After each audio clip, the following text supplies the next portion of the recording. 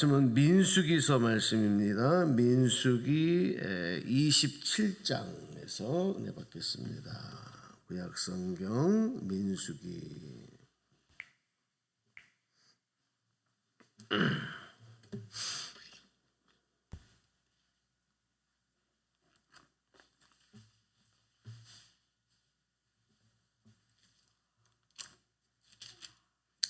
27장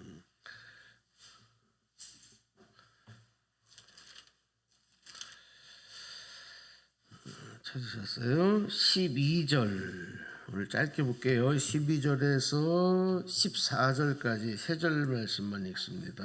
243페이지. 네. 자, 우리 한 목소리로 합독합시다. 시작. 여호와께서 모세에게 이르시되 너는 이 아바림 산에 올라가서 내가 이스라엘 자손에게 준 땅을 바라보라. 본 후에는 내 형 아론이 돌아간 것 같이 너도 조상에게로 돌아가리니 이는 신광야에서 회중이 분쟁할 때에 너희가 내 명령을 거역하고 그 물가에서 내 거룩함을 그들의 목전에 나타내지 아니하였음이니라. 이 물은 신광야 가데스의 무리바 물이니라. 아멘. 아멘. 네. 하나님께서 이스라엘 백성들을 은혜로 인도하십니다. 특별히 광야에서 출애굽의 여정부터 또 약속의 가나안 땅에 들어가기까지 이스라엘 택한 백성들에게 하나님의 은혜를 베푸시면서 하나님이 기대하시는 것 하나가 뭐냐면 이스라엘 백성들이 우리들을 택하신 왕이시며 그리고 우리에게 약속을 성취하시는 하나님은 거룩하신 분이다. 은혜를 베푸시는 분이다. 항상 우리와 함께 하시는 분이다. 이분만이 모든 신들 위에 신이다. 이 사실을 확실히 믿는 그런 백성이 되기를 원하신 거예요. 그런데 그것이 그렇게 호락호락 쉽게 되는 문제가 아닌 거예요. 1절에도 말씀을 드렸지만 그들이 430년을 애굽 땅에서 정착하며 살면서 아주 뼛속같이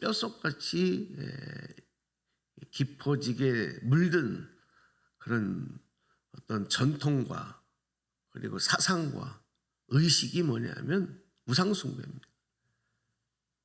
이 이집트 애굽 땅에 수많은 우상들을 섭니다. 그래서 그 출애굽의 과정 속에서 하나님 내리셨던 10가지 재앙은 제가 설교 때도 한번 말씀을 드렸지만 그들이 믿던 우상들에 대한 심판이에요.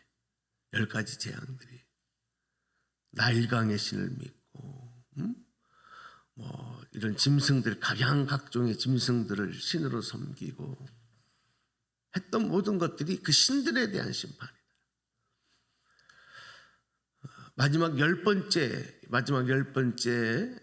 장자의 재앙에서도 그 수장을 끌어다가 양을 끌어다가 이제 그 피를 내서 문설주에 바르게 하는 그 양도 그 수양도 이스라엘 백성들에게는 섬기는 신이었습니다. 하나님은 그거를 깨뜨리고 싶은 거예요. 근데 그게 쉽게 의식이 바뀌지 않아요. 마음이 바뀌지 않아요. 우리 민족도 마찬가지잖아요. 조상 대대로 얼마나 이 샤머니즘 무속신앙에 깊이 물들어졌습니까? 우리 조상들이. 그렇기 때문에 나도 모르는 사이에 부모들에게서 또 전통적으로 문화적으로 깊이 뿌리박힌 이 샤머니즘 무속신앙이 우리가 신앙생활 하는 가운데서도 그대로 묻어있는 경우가 많습니다. 아직도 그렇습니다. 어떤 분은 가만히 보면 저분이 하나님을 섬기는 건지, 자기가 어떤 정한 어떤 신을 하나님이라고 착각하고 섬기는 건지, 근데 본인도 모르는 경우가 많아요. 그 정도로 이게 아주 굉장히 질긴 거예요. 그래서 하나님이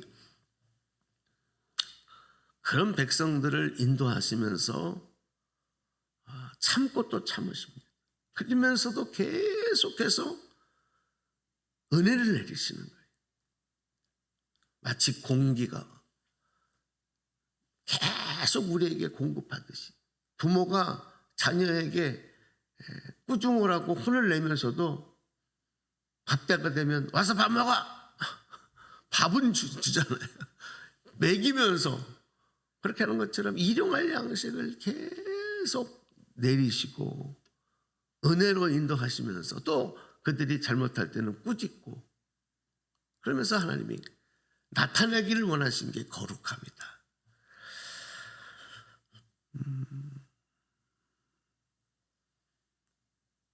그런데 이스라엘 백성들이 계속 본인들의 마음에, 본인들의 생각에 이게 성이 차지 않으면 원망 불평을 계속하죠. 하나님은 참으셨는데, 하나님은 인내하실 수 있는데, 모세는 사람이기 때문에 그걸 참지 못하고 분노하는 경우가 많았어요. 특별히 이 가데스 바네아라고 하는 곳에 이제 이르렀을 때, 우리 일단 14절 말씀을 좀 먼저 한번 볼게요. 14절.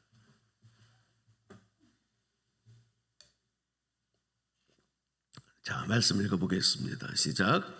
이는 신광야에서 회중이 분장할 때에 너희가 내 명령을 거역하고 그 물가에서 내 거룩함을 그들의 목전에 나타내지 아니하였음이니라. 이 물은 신광야 가데스 무리바의 물이니. 가데스 바나에 들어갔을 때 무리바의 골짜기에서 지금은 두 번째 이곳에 이제 온 건데, 바로 앞에 목전에 약속의 가나안 땅을 두고 있는 위치인데,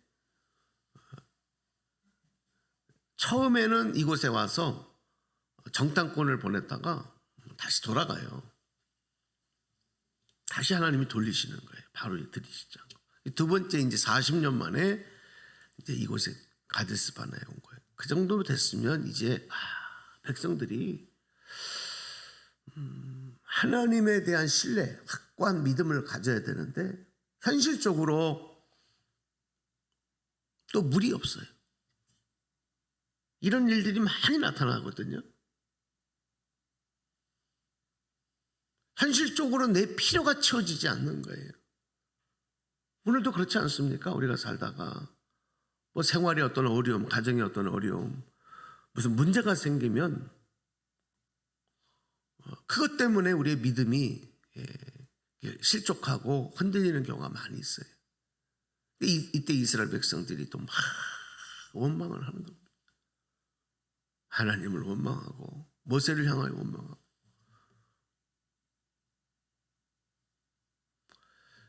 이때에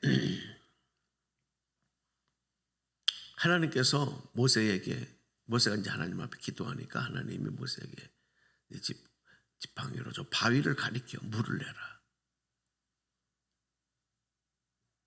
바위를 치라 그러지 않았어. 바위를 가리켜서. 그냥 하나님의 끝까지 참고 인내하시고 은혜를 베푸는 하나님을 백성들에게 보여주시기를 원하는 하나님의 마음.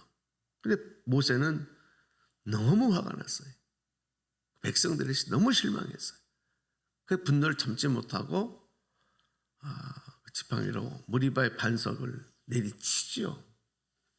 내가 이런 백성들을 위해서 물을 내야 되냐. 이렇게 아주 막 화가 치밀어가지고. 근데도 하나님이 어떻게 하십니까? 물을 냅니까? 안 냅니까? 물 나오게 합니다. 그리고 그들이 다 마실 수 있도록 하는 거예요. 하나님이 그걸 기억하시죠. 자, 그런데